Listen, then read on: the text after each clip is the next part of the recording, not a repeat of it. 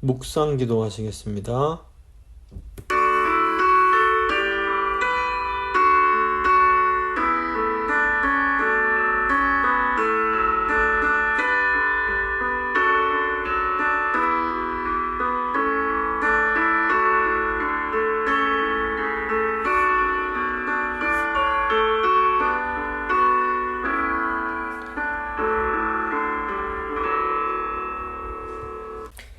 사도신경 고백합니다. 나는 전능하신 아버지 하나님, 천지의 창조주를 믿습니다. 나는 그의 유일하신 아들 우리 주 예수 그리스도를 믿습니다.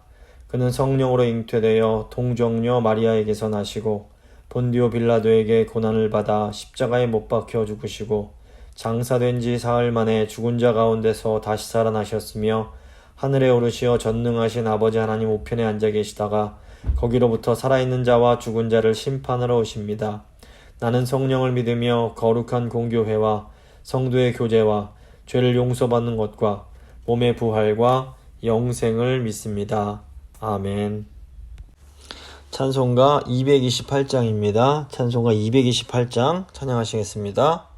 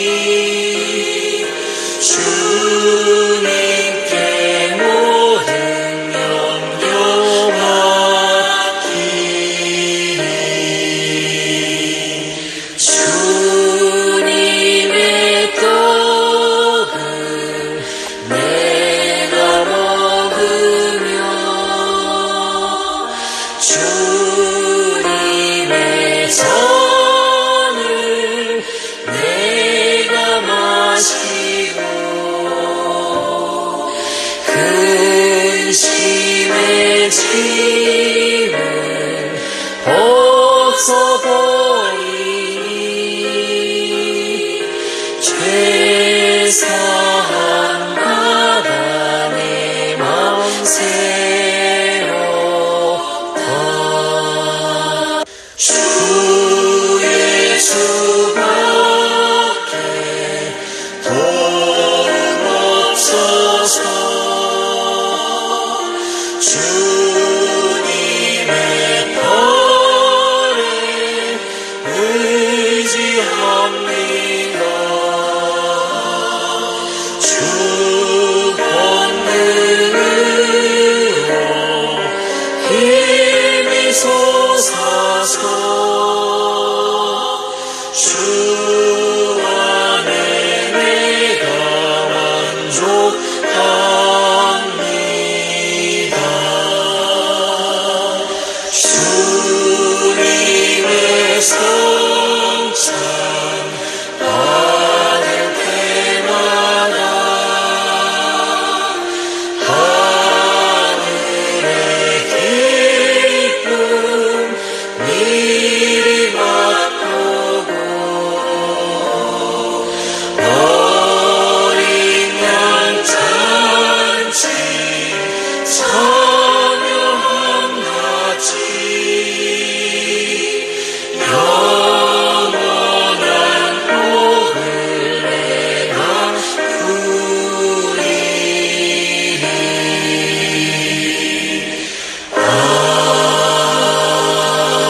아멘.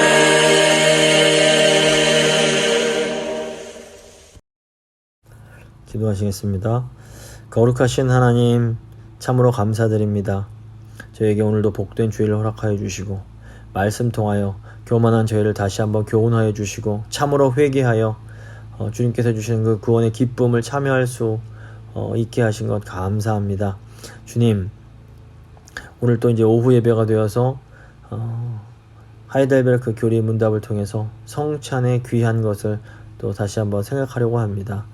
예수님께서 십자가에서 살이 찢기시고 피를 흘리심으로 저희의 모든 죄를 대속해 주셨습니다.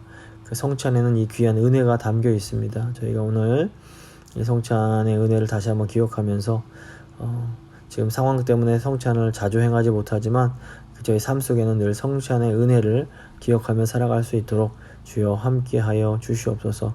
이 시간 말씀 들으시는 성도님들 하나님 붙들어 주시고 말씀 통해서 다시 한번 성찬의 의미를 깊이 생각할 수 있도록 깨달을 수 있도록 주여 도와주시옵소서. 감사드리며 귀하신 우리 주 예수 그리스도의 이름으로 기도합니다. 아멘. 오늘 주신 하나님 말씀은 고린도전서 11장 23절부터 26절까지 말씀입니다. 고린도전서 11장 23절로 26절 말씀 제가 봉독해 드립니다.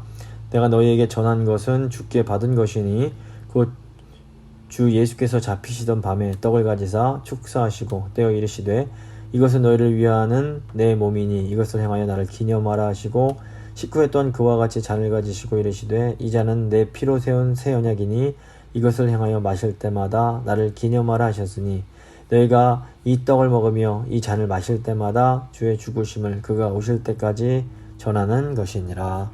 아멘. 오늘은 하이델베르크 교리문답 75문부터 77문 내용 함께 생각하고 기도하겠습니다.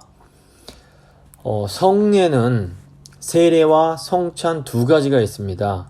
저희가 지난주까지 이 세례의 의미와 특별히 또 이제 유아 세례의 의미가 무엇인지에 대해서 함께 생각했습니다. 교리 문답 같은 경우에는 이 세례를 먼저 다루고 그 다음에 이제 성찬을 다루게 됩니다. 근데 이 성찬과 세례의 관계를 좀 잘 생각해 볼 필요가 있습니다. 세례와 성찬 모두 다 주님께서 제정하신 것입니다.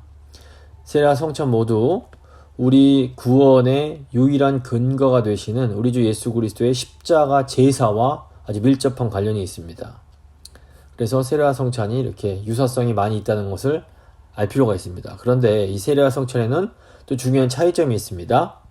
세례 같은 경우에는 한 신자에게 일평생 단 한 번만 이렇게 시행이 되지만 성찬은 지속적으로 시행된다는 점에서 이제 둘이 차이가 있습니다.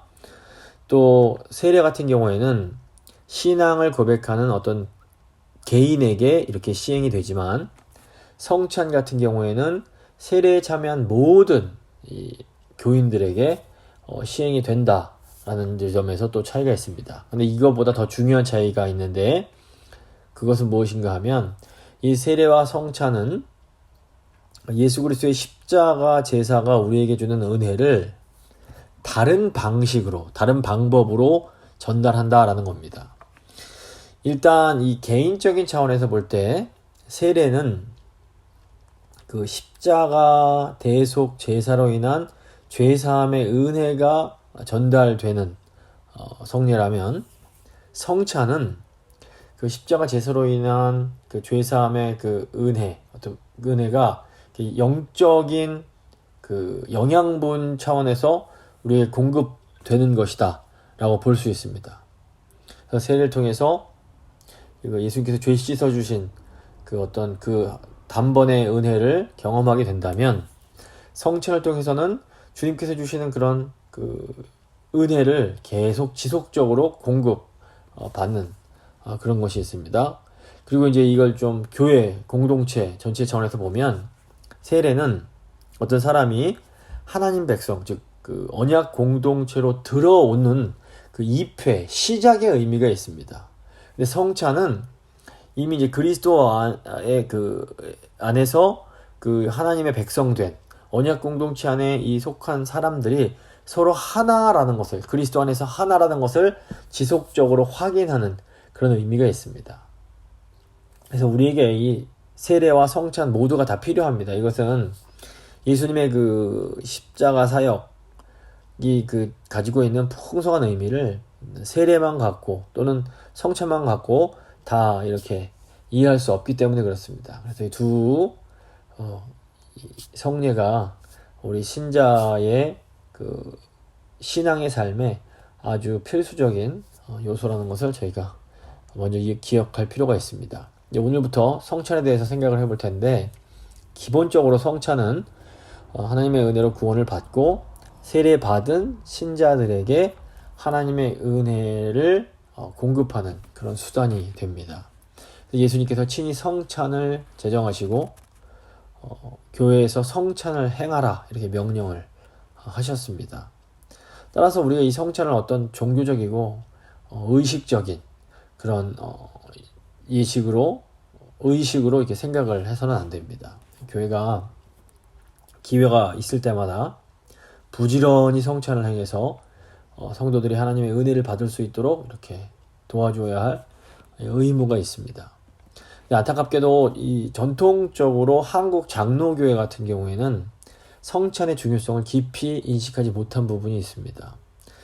이제 개신교 중에서도 뭐 성공회라든가 루터교 같은 경우에는 이 성찬을 거의 매주 예배 드릴 때마다 행합니다. 그런데 이제 그 장로교 전통에서는 자주 성찬을 시행하지 못하는 그런 경향이 있습니다.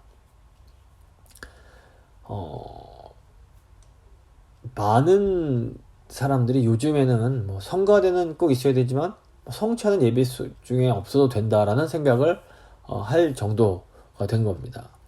근데 이제 어떤 의미에서 보면 이 성찬이야말로 예배에 있어서는 필수적인 요소라고 할 수 있습니다. 주님의 살과 피를 나누는 것이 참된 예배의 중요한 부분이기 때문입니다. 그래서 이 성찬은 우리 교회 공동체의 본질이 무엇인지를 이 가시적으로 보여주는 것이다 라고 볼 수 있습니다. 75문 보겠습니다. 당신이 주님의 만찬에서 십자가에서 완수된 그리스도의 단번의 희생과 그의 모든 유익에 참여자가 됨을 당신은 어떻게 설득되고 확신합니까? 이제 이 세례와 성찬에 대한 교리문답의 질문을 보면 거의 유사합니다. 세례에 대한 질문인 69문이 이제 이렇게 됩니다. 보시면 그리스도가 십자가에서 드리신 단번의 희생이 당신에게 실제로 유익이 됨을 당신은 거룩한 세례를 통해서 어떻게 설득되고 확신합니까? 그러니까 세례는 예수 그리스도의 십자가 희생이 당신에게 유익이 된다는 것을 어떻게 확신하냐? 이것을 질문을 합니다. 근데 성찬은 예수 그리스도의 희생과 그의 모든 유익에 참여자가 된다는 것을 당신이 어떻게 확신하는가? 이것을 질문합니다. 여기서 이제 질문의 유일한 차이가 뭐냐면 참여하다, 참여자가 된다라는 것입니다. 이 참여라는 단어는 교제라고도 번역을 할 수가 있습니다. 그러니까 세례를 통해서 전달할 수 없는 가장 중요한 개념이 바로 이 교제, 참여의 개념입니다. 그러니까 우리가 사도신경을 고백할 때 성도의 교제를 믿습니다 이렇게 고백을 하는데, 이 교제가 무엇인가 하면 구체적으로 서로 나누는 것을 의미합니다. 그래서 하이델베르크 교리문답은 이 교제, 이 참여함이란 단어를 세례에는 쓰지 않고 오직 성찬에만 사용하면서 이 세례와 성찬의 차이를 분명하게 드러내줍니다. 즉 성찬은 예수 그리스도께서 십자가에서 이루신 단번의 제사와 그분의 모든 좋은 것들이 어떻게 우리의 것이 되는지를 우리에게 기억하게 하고 확신시켜주는 그런 성례가 되는 겁니다. 답을 75문의 답을 보겠습니다. 이런 방식입니다. 그리스도가 나와 모든 신자에게 자신을 기념하며 뗀 떡을 먹고 잔을 마시라고 명하시며 다음의 약속들을 덧붙이셨습니다. 첫째로 내가 내 눈으로 나를 위해 찢어진 주의 떡과 나에게 전달된 잔을 보듯이 확실하게 그의 몸이 나를 위해 십자가에 바쳐졌고 찢어졌으며 그의 피가 나를 위해 흘려졌다는 것입니다. 이 성찬식에서는 신자들을 위해 떡이 떼어지고 포도주가 부어질 뿐 아니라 우리가 그것을 받아 먹고 마셔야 됩니다. 그러니까 우리가 이걸 눈으로 볼 뿐 아니라 입으로 맛보게 되는 겁니다. 이걸 통해서 우리 주님께서 십자가에 달리신 그분의 그 몸과 또 그 흘리신 피로 그 나의 영혼을 친히 영생에 이르도록 먹이시고 마시우게 하신다는 사실을 아주 분명하게 경험하며 그 약속을 기억하게 됩니다. 주님은 우리의 몸뿐 아니라 영혼을 먹이시고 마시게 해주시는 목자이십니다. 그래서 성찬식을 통해서 우리는 예수님이 우리의 목자가 되신다는 사실을 아주 분명하게 경험적으로 이렇게 알게 되는 겁니다. 75번 답을 계속 보시면 그 다음으로 내가 그리스도의 몸과 피에 대한 분명한 표식으로서 주의 떡과 잔을 목사의 손으로부터 받아 입으로 맛보는 것처럼 틀림없이 그분은 자신의 십자가에 못 박힌 몸과 흘린 피로 나의 생명이 영생에 이르도록 먹이고 기르신다는 것입니다. 세례에서 사용되는 물 같은 경우에는 부어진 후에 우리 몸 밖으로 그냥 흘러내려지게 됩니다. 우리가 이제 이 세례에 사용된 물이 거룩하다고 그 물을 다시 마시거나 이러지 않습니다. 하지만 성찬에서 사용되는 떡과 포도주는 다릅니다. 우리는 떡이 떼어지고 포도주가 부어지는 것을 눈으로 볼 뿐 아니라 그것을 받아서 먹고 마셔야 됩니다. 이 먹고 마시는 것이야말로 예수 그리스도의 그 교제, 예수 그리스도의 그 십자가 대속의 은혜에 참여한다는 것이 무엇인지를 우리에게 분명하게 보여줍니다.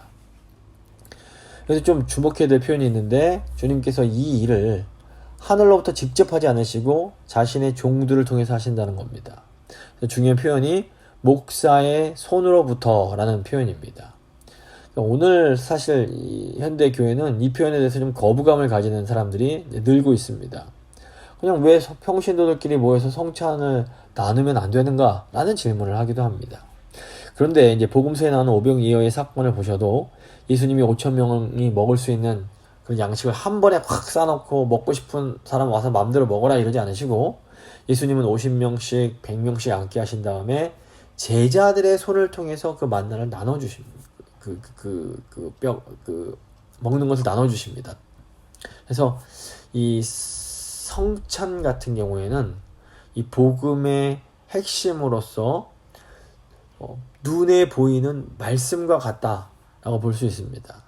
그래서 이 성찬을 행하는 때는 말씀의 봉사자인 목사가 이 성찬을 행하게 되는 겁니다.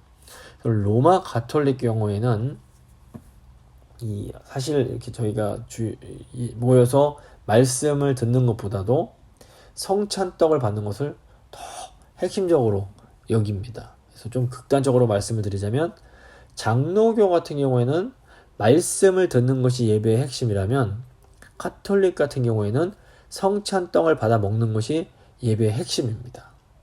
그래서 말씀을 안 들었다고 해도 성찬떡만 받으면 이건 예배를 드린 것으로 인정이 됩니다. 하지만 아무리 말씀을 들었어도 성찬을 하지 않으면 그것은 예배로 인정이 되지 않는 겁니다. 76문 보시면 십자가에 못 박힌 그리스도의 몸을 먹고 흘린 피를 마신다는 것은 무슨 뜻입니까? 사실 이 성찬이 너무 중요하기 때문에 이 교회사를 보면 이 성찬의 의미를 두고 논쟁이 굉장히 많았습니다. 로마 카톨릭과 개신교는 말할 것도 없고 개신교 안에서도 이 성찬의 의미가 무엇인가에 대해서 굉장히 의견이 많았습니다. 로마 종교개혁 시기에 그 루터파와 이 개혁파가 서로 이렇게 분열되지 말고 하나로 힘을 뭉치자라고 해서 회의를 했는데 이때 이 개신교임에도 불구하고 이 두 루터파 개혁파가 서로 이렇게 하나로 합쳐질 수 없었던 중요한 이유 중 하나가 바로 이 성찬이 무엇인가에 대한 해석의 차이 때문이었습니다. 이 차이에 대해서는 일단 다음 주에 좀 더 자세히 살펴볼 수 있게 됩니다. 어쨌거나 이 하이델베르크 교리 문답 같은 경우에는 우리 개혁파, 즉 장로교가 이해하는 성찬의 의미가 무엇인지에 대해서 자세히 설명을 합니다. 76문 답을 보시면 그것은 그리스도의 모든 고난과 죽음을 믿는 마음으로 받아들이고 그것에 의해 죄의 용서와 영생을 얻는다는 것입니다. 십자가에 못 박힌 예수 그리스도의 몸을 먹고 십자가에서 흘리신 피를 마신다라는 것은 실제로 예수 그리스도의 그 몸과 피를 먹고 마신다는 의미는 아닙니다. 로마 카톨릭 경우에는 그렇게 생각을 하지만 개신교는 그렇게 생각하지 않습니다. 이것은 그리스도의 몸과 피를 상징하는 주의 떡과 잔을 먹는다라는 것이고, 이것은 주의 떡과 잔이 의미하는 바가, 의미하는 것을 마음으로 받아들인다라는 의미입니다. 즉 그리스도의 모든 고난과 죽음, 그리고 그로 인해 우리를 위해 얻어진 죄의 용서와 영생을 우리가 받아들인다라는 의미라고 볼 수 있습니다.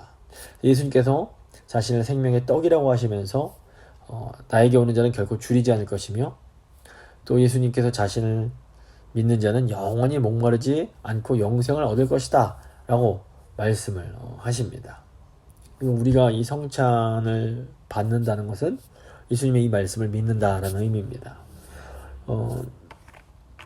76문 답을 계속 보면, 또한 그 외에 그리스도와 우리에게 거하시는 성령에 의해 그의 복된 몸에 점점 더 연합된다는 것입니다.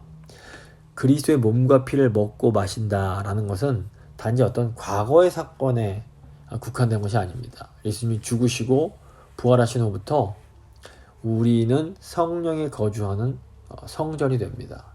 성령께서는 성찬을 통해서 우리가 이 그리스도의 몸에 점점 더 연합되어 갈 수 있게 만드시는 겁니다.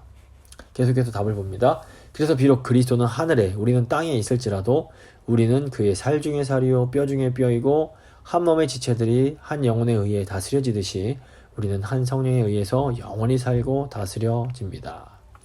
예수 그리스도는 이제 부활 승천하셔서 지금 하나님 아버지 우편에 앉아 계십니다. 예수님은 하늘에 계시고 우리는 땅에 있습니다.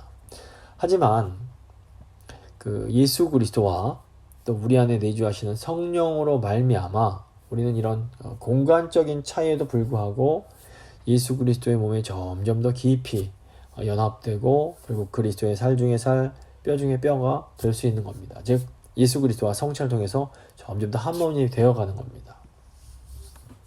그러니까 우리가 주의 성찬을 통해서 예수 그리스도의 몸과 피를 먹고 마시는 것은 그리스도와 합하여 하나 되는 것을 의미합니다. 77문을 보시면, 그리스도는 신자들이 뗀 떡을 먹고 잔을 마시는 것처럼 확실하게 그의 몸과 피로 신자들을 먹이고 기르신다는 것을 어디에 약속하셨습니까? 답입니다. 다음과 같이 표현된 성찬의 제정에서입니다.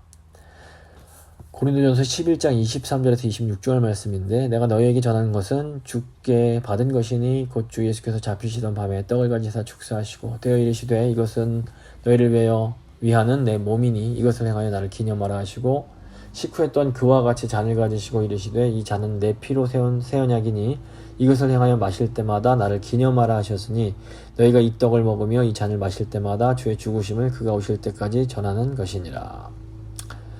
또 이 약속은 이제 거룩한 사도 바울에 의하여 또 다음처럼 반복이 됩니다. 고린도전서 10장 16절부터 17절 말씀입니다. 우리가 축복하는 바 축복의 잔은 그리스도의 피에 참여함이 아니며 우리가 떼는 떡은 그리스도의 몸에 참여함이 아니냐. 떡이 하나요 많은 우리가 한 몸이니 이는 우리가 다 한 떡에 참여함이라. 그러니까 성찬을 우리가 행해야 하는 이유는 우리 예수님께서 이것을 행하여 나를 기념하라, 이것을 받아 먹어라, 이것을 받아서 마시라 라고 명령을 하셨기 때문입니다. 근데 오늘 크리스찬들 보면 그 예수님의 명령 중에서 어떤 일부만을 좋아합니다. 어떤 교회는 예수님의 기도하라는 명령만을 강조하고, 어떤 교회는 예수님의 전도하라는 명령만을 강조합니다. 어떤 선교단체는 제자 삼아라 라는 말씀만을 강조하면서 세례주라는 명령에는 무관심하고, 또한 이것을 행하여 나를 기념하라 라는 이 말씀에도 귀를 기울이지 않는 경우가 많습니다. 성찬에는 이것은 너희를 위한 것이다 라는 주님의 약속이 담겨 있습니다. 이 약속은 예수 그리스도의 몸이 나를 위해 찢기셨고 그리스도의 피가 나를 위해 흘려지셨다는 사실에 기초하고 있습니다. 예수님은 십자가에서 돌아가셨습니다. 머리는 가시관에 찔리고 손과 발은 못이 박히고 허리에는 창이 찔렸습니다. 그러니까 머리와 손과 발에서는 피가 흘렀고 허리에 창이 찔렸을 때는 모든 피가 다 흘러 쏟아져 내려왔습니다. 그러니까 찢겨진 몸과 흘려진 피, 이것은 무엇보다 예수 그리스도의 죽음이 죄인을 위한 대속의 제물이었음을 의미합니다. 그러니까 이 죽음은 어떤 신념을 위한 자기 희생도 아니었고 제자들을 위한 순교자의 죽음도 아니었으며 요즘 사람들이 생각하는 것처럼 억압받는 민중의 표상으로서의 전투의 열사와 같은 그런 죽음도 아니었다는 겁니다. 예수님의 죽음은 오직 아버지께서 맡겨주신 자들, 즉 복음을 받아들이고 회개하는 죄인들을 구속하기 위한 대속의 죽음이었습니다. 그런데 이 대속의 사역을 그냥 머리로 믿는 것만으로는 충분치 못합니다. 왜냐하면 이것은 아직 어떤 역사적인 사실, 과거에 예수님께서 하신 일에 대한 그 역사적 사실에 대한 믿음에 불과하기 때문입니다. 그래서 우리의 믿음은 2000년 전 십자가에서의 그 예수님의 죽음이 곧 나를 위한 죽음이라는 것까지 나아가야 됩니다. 그 예수님께서 왜 돌아가셨는가에 대한 대답이 무엇인가 하면 바로 나의 죄 때문이다가 되기 때문입니다. 그래서 우리가 이 성찬식을 할 때 이거를 분명하게 확신할 수가 있습니다. 성찬식에서 떡이 떼어지고 피가 쏟아질 뿐 아니라 또 그것이 분배되는 것을 우리가 눈으로 보게 되는데, 이걸 통해서 우리 주님의 죽으심이 우리를 위한 대속의 죽음이다 라는 것을 확신할 수가 있는 겁니다. 성찬에 참여하면서도 이 예수님의 죽음이 곧 나를 위한 죽음이라는 것을 확신하지 못한다면 다른 어디 가서도 이것을 확신할 수가 없는 겁니다. 따라서 성찬식에 참여하는 사람들은 먼저 자신이 죄인이라는 것을 인정하고 그렇게 주님의 대속이 필요하다라는 것을 받아들이고 인정하는 마음으로 참여를 해야만 되는 겁니다. 그래서 먼저 성찬하기 전에 세례를 하셨는가 질문을 하는 겁니다. 형식적으로 세례를 받아야만 이런 어떤 자격 차원이라기보다는 세례라는 것이 예수님의 그 죽으심이 나를 위한 죽음이라는 걸 인정하는 그런 아주 기본적인 가장 기초적인 그런 것이었기 때문에 이 세례를 통해서 과연 우리가 예수님의 이런 살과 피를 마음으로 받을 수 있는가, 그런 사람인가를 확인하는 겁니다. 말씀을 마무리 져보겠습니다. 이 사실 성찬이 우리에게 주는 유익이 어마어마하게 큽니다. 제가 사실 성찬이 너무 중요하다는 것을 인식했기 때문에 저희가 2020년 코로나가 시작하기 전에 장로님과 상의해서 한 달에 한 번씩 성찬을 행하기로 했습니다. 그런데 이제 갑자기 코로나가 시작돼서 성찬을 지속할 수가 없었는데, 그래서 올해 부활절 저희가 다시 이렇게 대면 예배를 시작하면서 되게 힘들지만 어쨌건 성찬을 시행하는 것도 이 성찬의 의미가 너무너무 중요하기 때문에 그렇습니다. 저희가 아무쪼록 빨리 좀 상황이 허락돼서 다시 이렇게 좀 자주 이 성찬의 은혜를 우리가 누릴 수 있게 되기를 바랍니다. 그래서 이것을 위해 기도해 주시고 앞으로 성찬 참여하실 때마다 이 성찬의 유익이 얼마나 큰 것인지를 기억하시면서 그 하나님 예수 그리스도의 그 흘리신 그 피와 그 찢기신 그 살이 우리에게 얼마나 큰 은혜의 통로가 되는지를 잘 기억하실 수 있기를 바랍니다. 이제 한번 기도하실 때 하나님, 저희를 위해서 예수님 보내주셔서 살과 피를 살이 찢기시고 피를 흘리심으로 저희를 대속해 주신 걸 감사합니다. 저희가 성찬을 행할 때마다 이 은혜를 늘 잊지 않고 감사할 수 있도록, 그 하나님의 은혜를 충만히 받을 수 있도록 주님 도와주시옵소서. 한번 간절히 기도하겠습니다.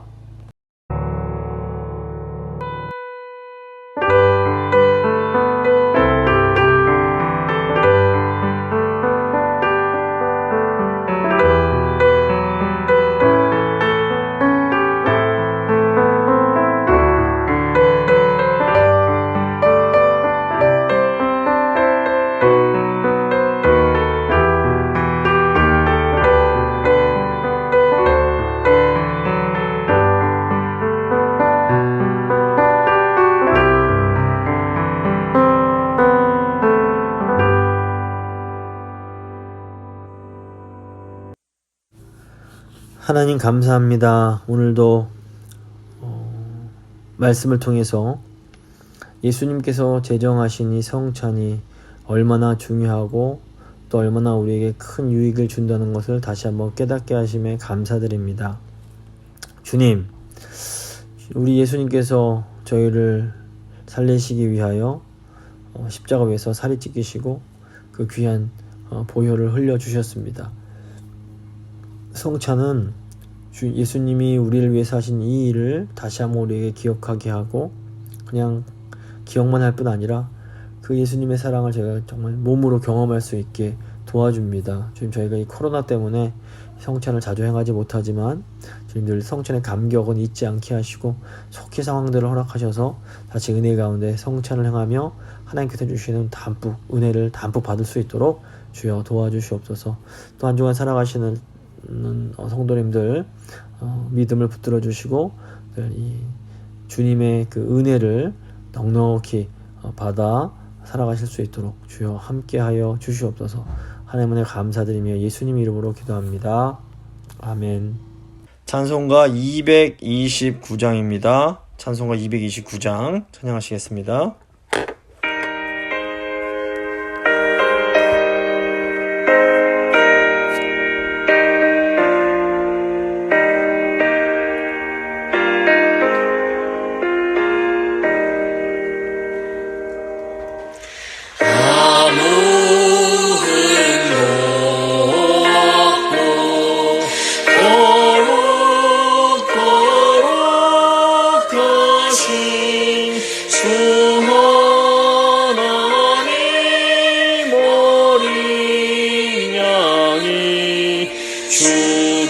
죽임을 당했네. 이른 날 위하여 십자가 위에서 못 박히사 깨뜨리신 주님의 몸일세. 이른 날 위하여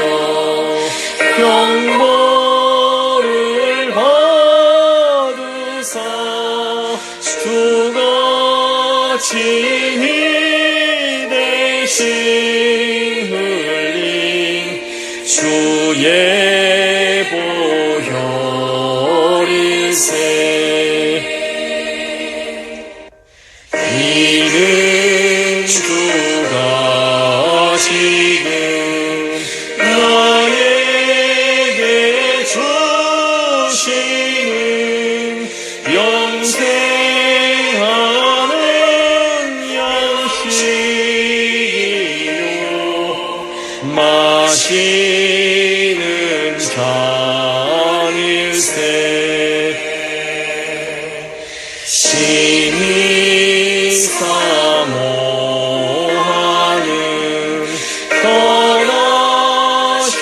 떠나셨던 주님 속히 세상 다시 올 때 반가이 뵙겠네. 우리 그때까지 십자가를 지고 주의 자비함과 은혜 널리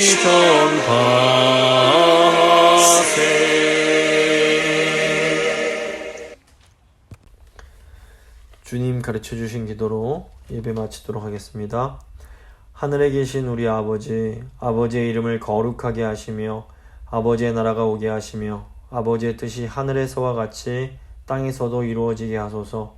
오늘 우리에게 일용할 양식을 주시고 우리가 우리에게 잘못한 사람을 용서해 준 것 같이 우리 죄를 용서해 주시고 우리를 시험에 빠지지 않게 하시고 악에서 구하소서.